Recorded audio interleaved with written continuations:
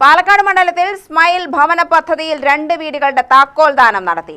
മാത്തൂർ പഞ്ചായത്തിലെ കിഴക്കേക്കര സ്വദേശി സുകന്യയ്ക്കും കുടുംബത്തിനും, കണ്ണാടി പഞ്ചായത്തിലെ മുതുകാട് സ്വദേശിയായ റഹ്മത്തിനും കുടുംബത്തിനുമാണ് വീട് കൈമാറിയത്. രാഹുൽ മാങ്കൂട്ടത്തിൽ എംഎൽഎയും വ്യവസായ സ്ഥാപനമായ ഇന്റൽമണിയും ചേർന്നൊരുക്കുന്ന ഭവന പദ്ധതിയായ സ്മൈൽ പദ്ധതി പ്രകാരമാണ് വീടുകൾ കൈമാറിയത്.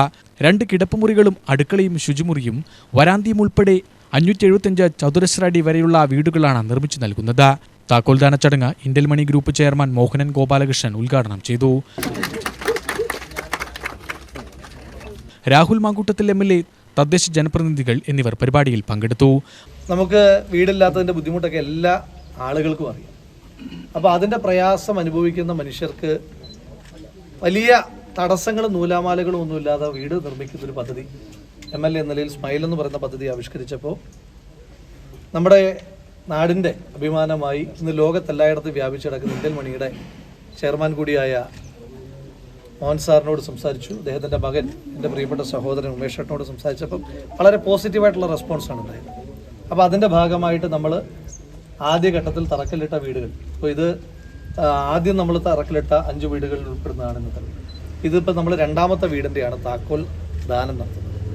അപ്പോൾ അതെല്ലാം നമുക്ക് വളരെ വേഗത്തിൽ പൂർത്തീകരിക്കാൻ പറ്റും. ഇതിനകത്തൊരു സന്തോഷമുള്ളത്, ഇവള് ചെറിയ മിടുക്കി, ഇവള് സ്കൂളിൽ ആനുവൽ ഡേക്ക് പോകുമ്പോഴാണ് എൻ്റെ കയ്യിലൊരു കുറിപ്പ്, എനിക്ക് നടന്നു കയറി പോകുമ്പോഴാണ് ഒരു കുറിപ്പ് എഴുതി തരുന്നത്. ആ കുറിപ്പ് വായിച്ചപ്പോൾ വീട് വേണം എന്നുള്ളതായിരുന്നു. അപ്പോൾ ആ വീട്, അവളുടെ അവകാശമായ വീട് അവൾക്ക് എത്തിക്കാൻ നമ്മളെല്ലാവരും കൂടെ വിചാരിച്ചപ്പോൾ കഴിഞ്ഞതിനകത്തുള്ള സന്തോഷമുണ്ട്.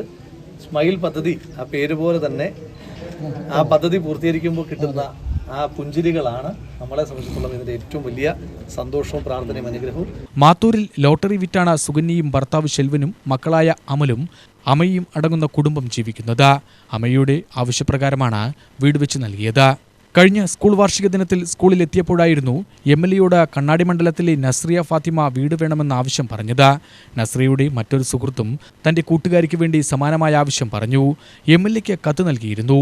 അന്ന് അടുത്ത സ്കൂൾ വാർഷിക ദിനത്തിന് മുമ്പ് വീട് വെച്ച് നൽകുമെന്ന് MLA ഉറപ്പ് നൽകിയിരുന്നു. പദ്ധതി പ്രകാരം ഇതുവരെ 12 വീടുകളുടെ തറക്കല്ലിടൽ കർമ്മം കഴിഞ്ഞു. അതിൽ 5 വീടുകളുടെ നിർമ്മാണം പൂർത്തീകരിച്ചു.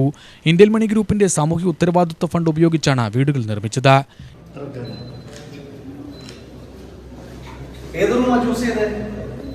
ഏത് റൂമാ? ഇതാണ് നിന്റെ റൂം? ആഹാ.